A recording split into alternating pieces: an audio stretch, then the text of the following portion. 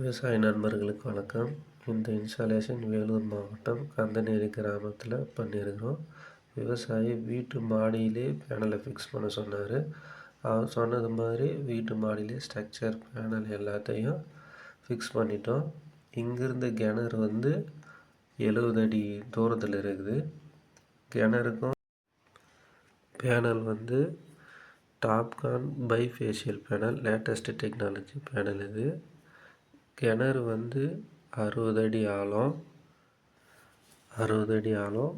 Motor BLDC motor, 2 inch delivery. தண்ணி 2 inch delivery நல்லா வருது.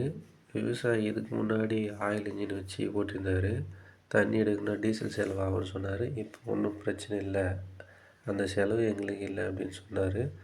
தண்ணி பார்த்துட்டு நல்லா தண்ணி வருது அப்படின்னு விவசாயி ரொம்ப மகிழ்ச்சியாக சொன்னார்.